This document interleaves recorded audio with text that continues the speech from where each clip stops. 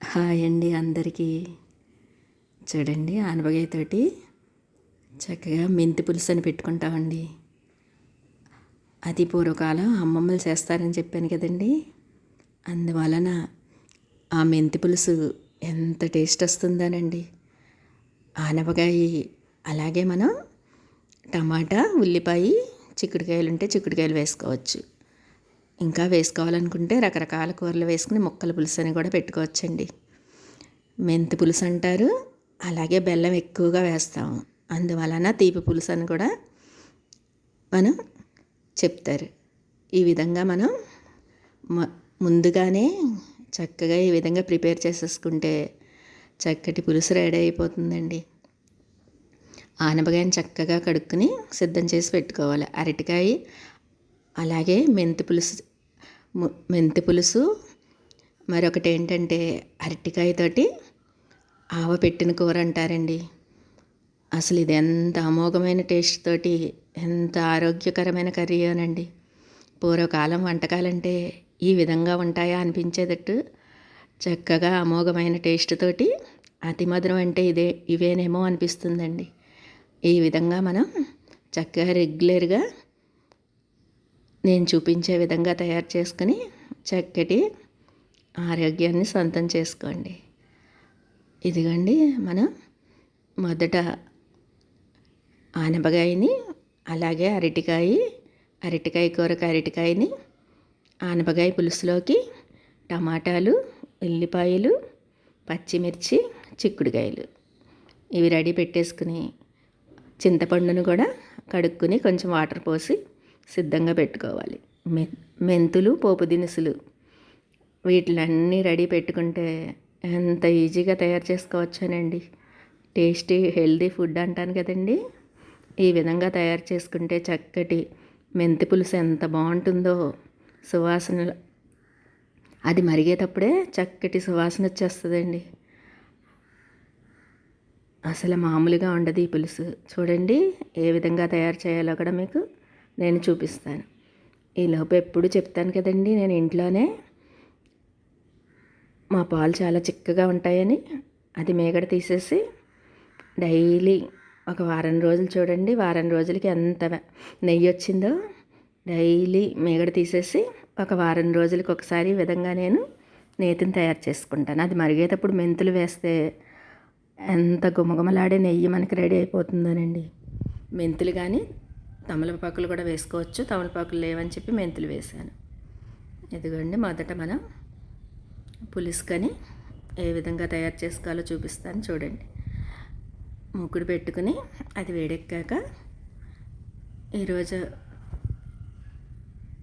ఆయిల్తో నేతితో తయారు చేస్తున్నానండి పులుసు. అది అంత గుమగుమలాడే వాసనతోటి మెంతులు కూడా యాడ్ చేస్తున్నాం కదండి. చక్కటి రుచితోటి ఎంత బాగా కుదిరిందో ఈ పులుసు. అది వేడెక్కాక మనం దానిలోకి మొదట మెంతులు వేసుకుని కొంచెం సువాసన వచ్చే వరకు వేపుకోవాలి. తర్వాత పోపు దినుసులన్నీ చేర్చుకోవాలి. జీలకర్ర, ఆవాలు, ఎండుమిర్చి అలాగే వెల్లుల్లి రెబ్బలు కూడా వేసుకోవచ్చండి. వేసుకుని బాగా వేగనిచ్చుకుని అప్పుడు మనం కరివేపాకు వేసుకోవాలి. కరివేపాకు వేసుకుని కొంచెం ఒక్క నిమిషం పాటు పోపు చక్కగా వేగనిచ్చుకుంటే మెంతి వాసన అప్పుడే గుమగుమలాడుతూ వచ్చేస్తుంది. ఇంగువ ఉంటే ఇంగువ వేసుకోవచ్చు. ఇంగువ వేసుకుంటే ఇంకా సూపర్ టేస్ట్గా ఉంటుందండి. ఈరోజు ఇంగువ లేదని చెప్పి నేను ఇంగువ మానేశాను. ఇదిగోండి, ఈ పులుసుకి మనం ఎప్పుడైనా సరే కొంచెం పెద్ద పెద్ద ముక్కలుగా కోసుకుంటే చాలా టేస్ట్గా ఉంటుందండి. ఉల్లిపాయలని, పెద్ద కాయల్ని సగం ముక్కలుగా చేసేసుకుని రౌండ్గా ఇంకొక ఉల్లిపాయని చిన్న చిన్న ముక్కలుగా వేసుకోవచ్చు. టమాటాలను కూడా పెద్దగా కట్ చేసుకోవాలి. అలాగే ఆనపకాయ కూడా ఎంత పెద్ద ముక్కలు కట్ చేసుకుంటే అంత టేస్ట్గా ఉన్నట్టు అనిపిస్తుందండి ఈ పులుసు. ఇదిగోండి, ఆనపకాయ ముక్కలు చూడండి కొంచెం పెద్దగా కట్ చేసుకుంటే చక్కటి టేస్ట్, అమోఘమైన టేస్ట్ వస్తుంది. ఈ విధంగా మనం ఆనపకాయతో చేసుకోవచ్చు, లేకపోతే గుమ్మడికాయ పులుసు అంటామండి. ఇదే ప్రొసీజర్ తోటి గుమ్మడికాయలు, మునగకాళ్ళు వాటితో కూడా మనం రకరకాల కూరగాయలన్నిటిని చేర్చుకుని ఈ విధంగా పులుసు పెట్టుకుంటే ఎంత బాగుంటుందోనండి. ఎప్పుడైనా సరే సంక్రాంతి పండుగలలో కనుమ రోజు ముక్కల పులుసు అని ఈ విధంగా పెట్టుకుంటాం. ఇలాగా మన ముక్కలన్నీ చేర్చేసుకుని ఒక్క నిమిషం పాటు కదుపుకుని తరువాత చింతపండు రసాన్ని వేసేసుకోవాలి. చింతపండు రసం కూడా కొంచెం ఎక్కువ వేసుకుంటే చక్కగా టేస్ట్ కూడా చాలా బాగుంటుంది. మనం పోపు వేసుకునే విధానం కానీ అలాగే వాటిల్ని బాగా ఉడకబెట్టుకుంటే మెత్తగా ఉడికిపోతే అప్పుడు పులుసు చాలా బాగుంటుందండి. ఇదిగోండి, ఈ విధంగా మనం ముక్కల్ని ఎప్పుడైనా సరే పెద్ద పెద్ద ముక్కలుగా కట్ చేసుకోవాలి. అరటికాయలని కూడా ఒక అరటికాయని 4 ముక్కలుగా కట్ చేసి అది మొదట మనం వాటర్లో ఉప్పు, పసుపు వేసి అరటికాయల్ని, చెప్పాను కదండి అరటికాయ ఆవు పెట్టిన కూరని, ఆవు పెట్టిన కూరకి మనం అరటికాయలని వాటర్లో కుక్కర్ పెట్టుకుని వాటర్ పోసి అది మరిగాక, ఇదిగోండి అరటికాయని చూపించాను కదా 4 భాగాలుగా చేశానని, స్కిన్తో పాటు ముందుగానే మనం ఇలా ఉడకబెట్టుకోవాలండి. అలా ఉడకబెట్టుకున్న కూర ఒక టేస్ట్ వస్తుంది. మనం స్కిన్ తీసేసి చిన్న చిన్న ముక్కలుగా కట్ చేసుకున్న కూర ఒకలా ఉంటుంది. ఇలాగా స్కిన్తో పాటు ఉడకబెట్టేసుకుంటే ఆ కూర ఎందుకనో మరి ఎంత టేస్ట్గా వస్తుందనండి.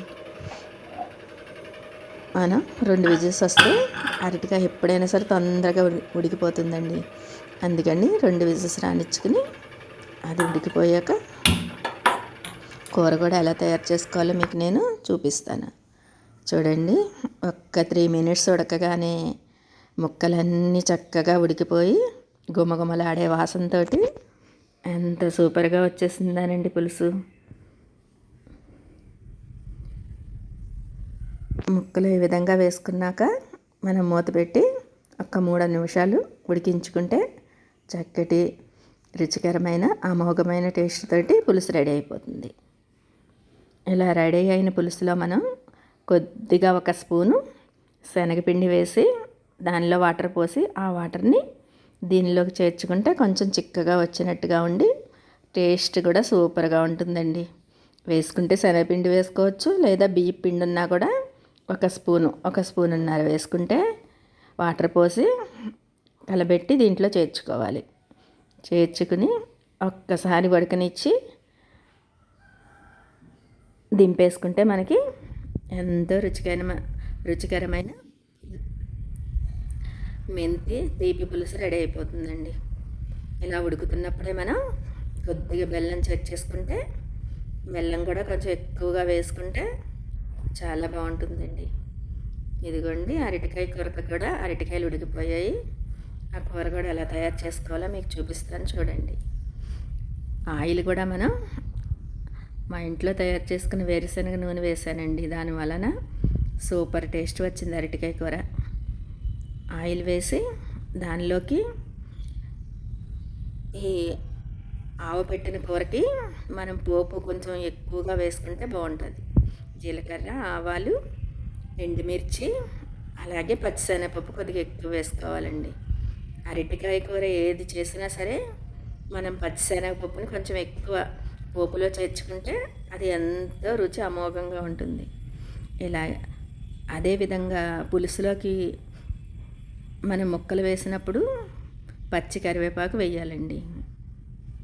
దీనిలోకి కూడా కరివేపాకు కొంచెం ఎక్కువ వేసుకుంటే చక్కటి వాసనతో కూర చాలా బాగుంటుంది. మినప్పప్పు, శనగపప్పు, జీలకర్ర, ఆవాలు, వట్టిమిర్చి, కరివేపాకు వీటిని వేసేసుకుని మనం దీనిలోకి కొద్దిగా పచ్చిమిర్చి కూడా వేసి బాగా వేగనిచ్చుకోవాలండి. పోపు ఎంత వేగితే కూర అంత బాగుంటుంది. అలా వేగాక దీనిలోకి మనం చింతపండు రసాన్ని చేర్చేసుకుని కొద్దిగా ఉడకనిచ్చుకోవాలి.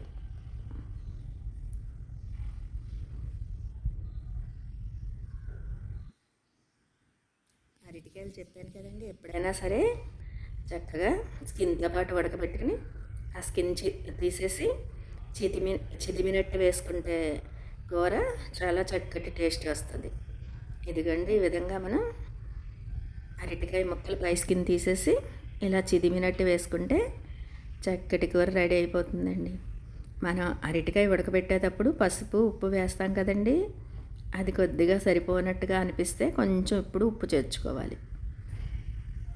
పోపులోకి మనం ఉడకబెట్టిన అరటికాయలు చేర్చేసుకున్నాం కదండి, దాన్ని కొంచెం వేగనిచ్చుకుని తర్వాత చెప్పాను కదా, చింతపండు రసాన్ని చేర్చి బాగా ఉడికించుకోవాలి కూరని.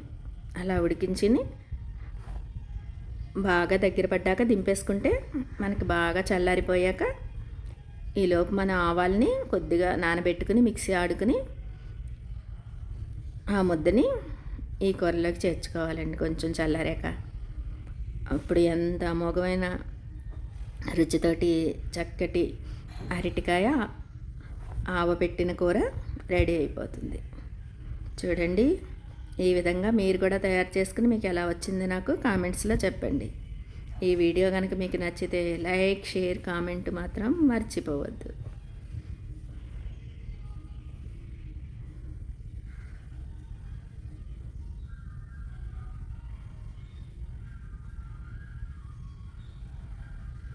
ఇదిగోండి, ఆవాల్ని మనం నానబెట్టుకుని మిక్సీ ఆడుకుని ఆ పేస్ట్ చల్లారిన కూరలోకి వేసేసుకుంటే ఎంతో అతి మధురమైన అమోఘమైన అరటికాయ ఆవకూర రెడీ అయిపోతుందండి.